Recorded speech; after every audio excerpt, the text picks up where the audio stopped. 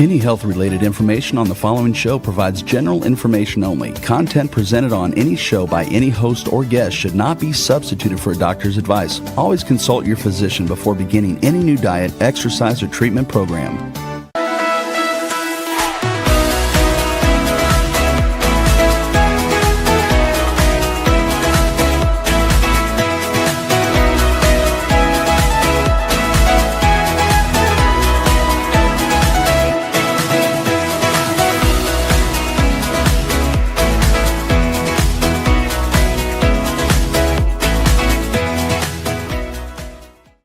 Welcome to Five to Thrive Live, a podcast about thriving. For those who have been affected by cancer and chronic disease, I'm Dr. Lisa Schuler, and I co-host with my good friend Carolyn Gazella.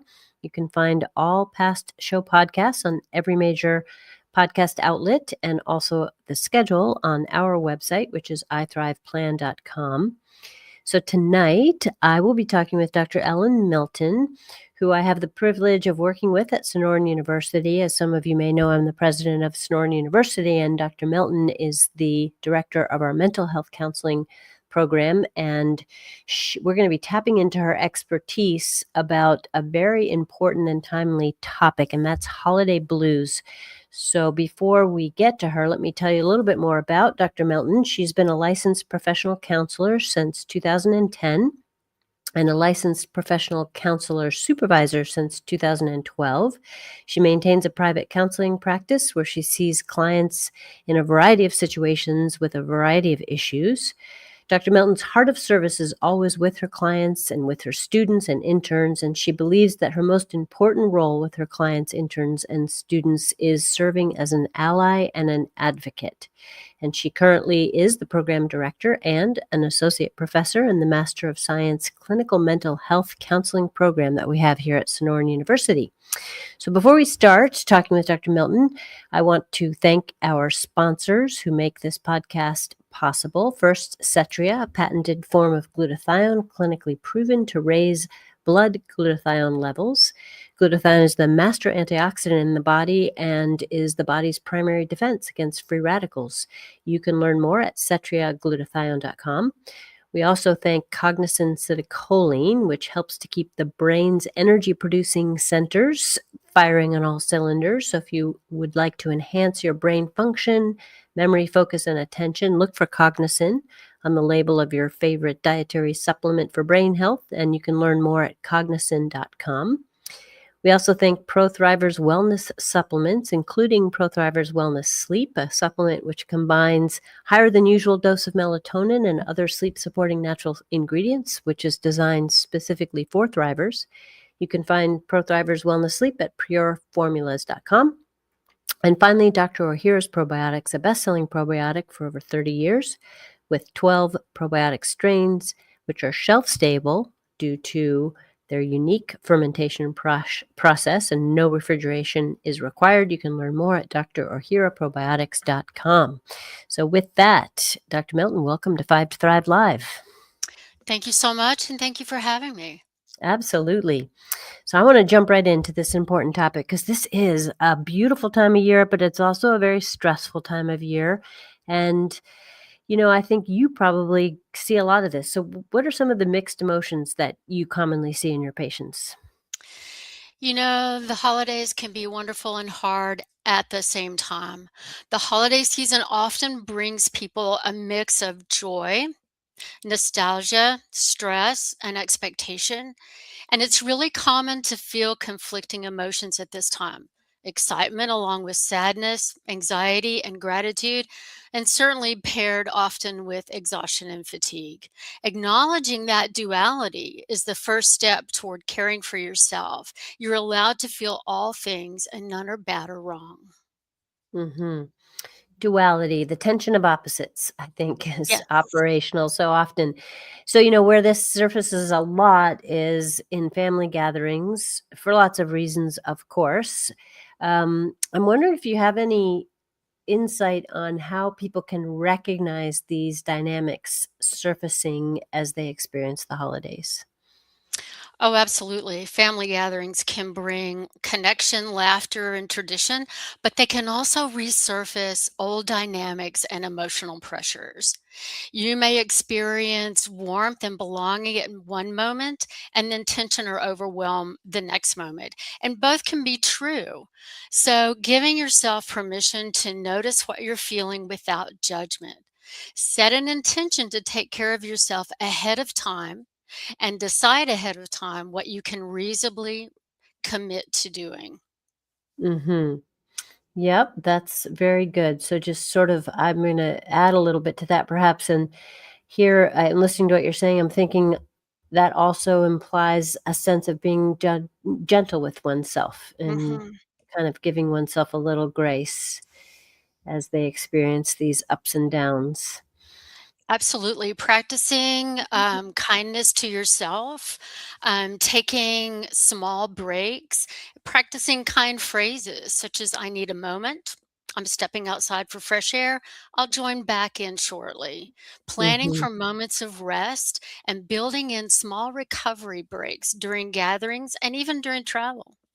Yeah, great. So, how can someone tell the difference between sort of normal, and I'm using air quotes, holiday blues versus when it might be time to really seek some professional mental health support? So, something a little bit more serious. When those feelings of sadness, emptiness, or hopelessness last longer than expected, when you can ask yourself if this is interfering with my ability to live my life after the holidays, right? Am I coping in ways that concern me? Hmm. Then you might be looking at a place where you might need a little bit of help, right? And some reframe after or during the holidays. It doesn't mean that you're weak or doesn't mean that you're failing. It can often reflect accumulated stress going into the holidays. We all have that going into the holidays, unresolved grief or loss, burnout, and then some underlying depression that or anxiety that maybe comes to the forefront at this time. Hmm. Yeah, okay, good. I think that's a really important thing you said, which is if the feelings of anxiety, for example, or depression go on longer than Mhm. one expects they should. So, for example, if it's holiday blues, you're with your family, you're not normally spending so much time with your family, you feel some anxiety start to surface, and then the family gathering dissipates or you get a break and the anxiety goes away, that's good or that's okay, that's normal. But if it just persists and persists into the new year, then probably need some help, some support.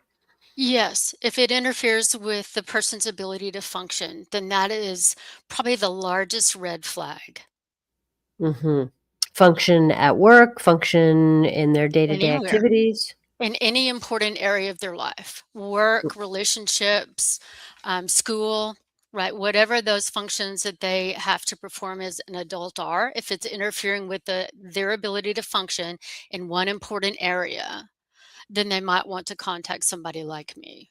Hmm. Okay. So let's take this from an integrative health perspective, which is what we try to Mhm. focus on this show. So you, I know, have deep training, and we'll get to this in terms of counseling. But what roles do things like sleep, movement, nutrition play in supporting mental health, especially during the holiday season? Well, they're huge, right? We have to care for our bodies during these very stressful times. So, prioritizing hydration, nourishing meals, movement, right? Being able to get up and move around, sleeping as best you can. Holidays often interfere with a lot of these things. We may prioritize hydration and nourishing meals at home in our daily lives, but then when we get to moms or we get to wherever we're going, it's really easy to fall into habits that we're not used to. Maybe a little too much alcohol, a little too much turkey, right? Not getting up and moving like we usually do, not being in a place where we're comfortable sleeping. Practicing well being directly supports emotional resilience. So, Mhm. if you can keep those two in balance, right, Mhm. then you can make it through these holidays. Mhm. Yeah, it's so interesting because um, hydration, I'm glad you brought that up at the forefront. I think that's something people don't recognize as much as perhaps they should in terms of the impact that being dehydrated has on not only what we would consider to be like physical health, but in fact, mental health and well being. So, yeah, that's a good one. Absolutely. And alcohol is very dehydrating. Yeah, that's right. It's also a central nervous system depressant, right? Hmm. So if someone is already experiencing feelings of anxiety, stress, depression, right? Alcohol can just exacerbate those feelings. Hmm. Okay, good tip. So, what are some, let's sort of transition a little bit and maybe you could share some simple, sort of practical mind body practices that people can use, what I call just in time or in the moment when they start to feel overwhelmed. They have the wherewithal to recognize that they're starting to feel overwhelmed. They're in the midst of their family gathering. Is there anything they can do to maybe avert moving into a more deeper feeling of anxiety or depression? Well, and I think it comes down to, again, setting an intention to take care of yourself ahead of time. Knowing what you can and can't do, knowing what you're willing to do and not to do, right? And then practicing good boundaries. As a counselor, I couldn't make it through this if I did not mention boundaries, right? And knowing what your boundaries are, right? And what healthy boundaries are and what healthy boundaries are not. They're not control, right, of other people. They're choosing for ourselves how we're going to spend our time and how we're going to take care of ourselves. And that includes things like eating and drinking, and just being a part of conversations. If your family is very conservative and you don't lean that way and these conversations make you uncomfortable, remove yourself from the situation. We have so much power and control of ourselves, but when we go home often and we get back into that family dynamic, we kind of forget all of those things. Right, and we fall into the trap of other people's expectations. What the expectations of the holidays are supposed to look like, or trying to recreate or create the perfect holiday. I ran across something the other day and it really stuck with me, and it's expectations are not invoices. Hmm. Right? And that was just massive for me to really think about that. Expectations are not invoices that have to be paid. Our expectations are not, their expectations are not, right? They're simply expectations. And so maintaining those healthy boundaries around our bodies and around what our bodies need at this time is paramount. Recognizing what those are for ourselves and Mm. knowing that it's okay to enforce those and it's okay to say no. And supporting yourself is not selfish. It's actually what makes deeper connection with other people possible. Mhm. You know, I wanna just dive into this a little bit more. So boundaries, so important, as you said, but I would have to say easier said than done. I mean, True. especially during the holidays, like the example I love that quote too, that expectations are not invoices, meaning that just because, let's say in this case, a family member might have an expectation of how you participate in Mhm. the family gathering doesn't mean you have to do it that way. That's right. But I think when people get together with family of origin, a lot of, as you alluded, a lot of the sort of patterns Yeah, resurface, and it's hard. It's hard for people to it's hard. sometimes create boundaries. So, I mean, how do you counsel your clients on ways that they can sort of take that courageous step, if you will, to assert their own needs first? Right, and that comes with experience. You may not be able to do it the first time you go home, right, after you graduate from college, but as you become an adult and have your own family and you're enforcing your boundaries and your family's boundaries, right? Helping people understand that the choices are all theirs. They hold all the cards. So choosing how and when and with whom they spend their time is their choice and their option.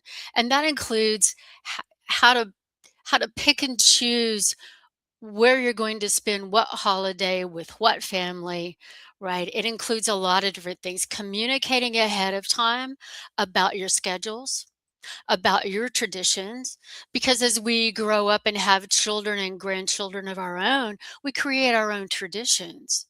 So being able to take those home to that family of origin and into those dynamics are huge, right? And maybe it's about creating new traditions in the family of origin, right? Bringing those home and saying, here's what we do when we'd like to do it here. And then protecting your own time for rest, recovery, protecting time for personal or family rituals, making decisions based on capacity rather than expectations, limiting exposure to conversations or dynamics that are emotionally harmful, allowing yourself to be yourself, Mhm. showing up authentically, and being able to be brave enough and have the radical candor, right, to say, I'm not comfortable doing this right now, but maybe after a while. Mhm. Yeah, so good. And I think that, this is not easy what what you're It's talking not. about, No, it's right? not. But the payout is great. It You know, absolutely is. and I think it's not just for the person. So the person who's kind of getting their courage together to establish their sort of assert, if you, for lack of a better word, their own Right. needs in a situation, even though that might at first be off-putting to their family member or the family at large. In the end, I think that gives the family or the other a chance to really see the person on their own terms and to develop a deeper, more authentic relationship, which will also pay off in the long run. Absolutely. To grow the system to accept everyone. Yeah, right. So what about for people who during the holidays might be experiencing, pretty significant grief? Loneliness comes up for a lot of people. There's oftentimes, for whatever reason, I've noticed in my clinical practice that there's can be a lot of death associated around this time of year. So there's, definitely can be loss that people are re-experiencing, just or other big life changes. So they're kind of in a state already. Then they're in the holidays.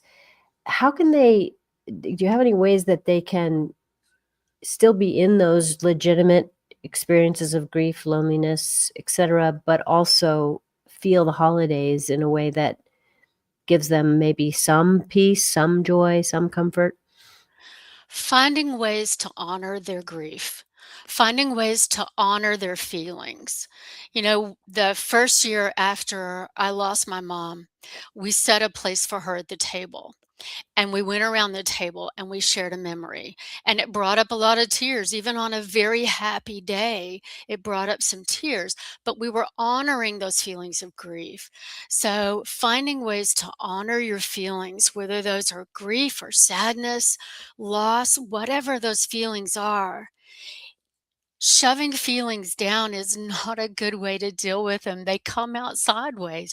I see people in my practice who've tried desperately to shove those feelings out and they will not be denied. So, finding ways to honor them openly and authentically, and again, helping the system grow to accept that and to embrace that. Mhm. Yeah, so good. That's a really good piece of advice. I think just not suppressing, so important. And I think most others would really appreciate the opportunity to either experience their own grief, if it's a shared grief, or at the very least to just support and be there while you're experiencing the grief yourself. So yeah, that's a really important thing for people to think about. Speaking of showing up for or feeling kind of supportive for others, just showing up for others, while at the same time honoring your own limits is another challenge, I think, at this time Yes. of the year. And so I'm wondering if you have any advice around this area. My advice to the people that I work with who struggle with holidays is to touch base and stay grounded to those people in their system outside, right, who can help them stay grounded. Just a quick message or check in can remind someone that they're not navigating these things alone. They're not navigating a difficult dynamic.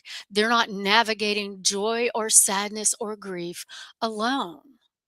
So, helping people stay connected, not only with the people that are there, but with the people that may not be there for them at that time, but they can still stay connected to. Hmm. Yeah, good.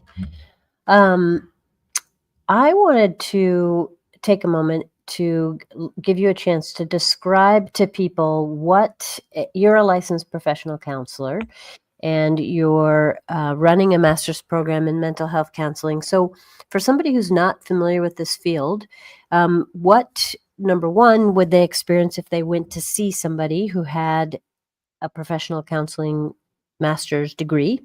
And number two, who goes into this program? Like, tell us a little bit about this, if you wouldn't mind. People go into a counseling program because they've recognized in themselves that they want to be there on a deep emotional level for other people. Not giving advice, right? Not telling someone how to navigate everything that they're going through. To me, and what I tell my students is that what we do is we're connecting dots. Because if an individual sitting across from me could connect their own dots, they wouldn't be there. So students come into this program and they'll tell me things like, I'm a good listener. Everyone says I'm a good listener. Everyone comes to me for advice. We quickly have to work on that idea that in this field, right, it's all just about listening or that it's about giving advice. It's really about the connection that we have with our clients. It doesn't really matter how we do this work. And there are lots of different modalities and interventions and ways to do this work. None of that matters at the end of the day. What matters at the end of the day are those two people in that room and the therapeutic human emotional connection between the two of them. So, students that come into this program are looking for that deep connection. They're looking to make that connection with other people, knowing that simply by sitting with someone, hearing them deeply, responding authentically, right, that helps individuals make decisions for themselves and then connecting dots across their experiences. Mm-hmm. Beautifully said. So let's take it now from the client's perspective. They walk into a counselor's office. What would be, I don't know, this is horrible to generalize, but I'm going to ask you to do it anyway. What Okay. would be a typical kind of experience for them? A typical first experience is going to be a pretty generic getting to know that individual. One of the courses that students take in a counseling program is research, and they learn about collecting data. In that first session, we're collecting data. We're collecting data in the form of stories, in the form of life experiences. So when that person sits down and we get the introductions out of the way, we may say something like, tell me why you're here, right? Tell me what brought you in today. And tell me what you're looking for from this experience. And that lets me know then what questions that I can ask them. So I'm hoping that they'll tell me their story, and they usually do. And that's what we're looking for in those first few sessions. We deepen as we get more data, right? But Mm. at the end of the day, this is very kind of research oriented in that we're collecting a lot of data from our clients in order for us to form schemas and theories of the patterns of their relationships and their systems so that we can help them change the patterns that they're not happy with. Did Hmm. that make sense? Yeah, very much so. Sounds like it would be good for almost everyone. Oh, definitely. Oh, absolutely.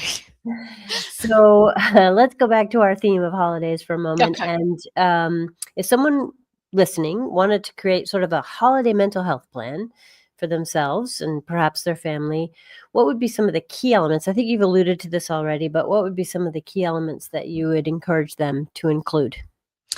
Again, at the risk of sounding like a broken record, setting that intention for them to take care of themselves ahead of time, deciding ahead of time what they're willing to tolerate and what they're not willing to tolerate, deciding ahead of time what their schedule can look like and what they can commit to, right? And then managing their own expectations so that it's okay if traditions evolve or involve other people or other things, or if the holidays don't match past years.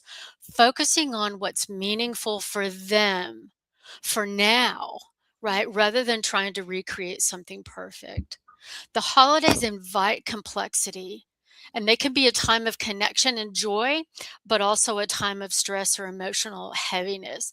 Holding space for all of those emotions allows people to move through the holiday season with more authenticity, more care, and more intention and better self care. Hmm. Very good advice. And I think that should hit home with most of our listeners in one way or another. So, Ellen, any final thoughts that you would like to leave with our listeners? The final thought that I want to leave is something that I alluded to before, supporting yourself and setting that intention and thinking about those boundaries is not selfish. It is actually what allows us to make those connections with the people that we love and care about. Hmm. Setting boundaries is not selfish. That's a good Right. quote. And your other one is expectations are not invoices. Another great one. And I am going to add in there, I think we have talked about, but just this idea of being gentle with oneself and Mhm. practicing a little forgiveness because, this is not easy stuff that we're talking about. And so it's going to take a little trial and error, and that's okay. Absolutely. Yes. So this has been a great show. I really want to thank you for taking time out of what I know for sure is a very busy work life and home life. And I so appreciate working with you at Sonoran. I'm really delighted that I had the chance to showcase you and your obviously big heart and mind to this topic. And where can our listeners find out more about you? Do you have a website or any social media that you would like to share? Currently, I do not have a website. I practice through Brightside, which is a psychotherapy consortium. But my personal email is ELLE1242 at gmail.com. And I'm Oh, happy to connect with individuals. wonderful. Well, that wraps up this episode of Five to Thrive Live. Again, I want to thank our sponsors. First, ProThrivers Wellness Sleep Formula. I also thank Cetria Glutathione, the superior glutathione, cognizant acetylcholine for brain health, and Dr. Ohhira's award-winning, shelf-stable probiotic. And most importantly, I want to thank you, listener, for joining us. It is the holiday season. So if you're listening to this before the holidays, I hope that you have beautiful, peaceful, and meaningful holidays. If you're catching this after the holidays, I hope that you have a beautiful new year ahead of you. And as we always say, may you experience joy, laughter, and love. It's time to thrive, everyone. Have a great night.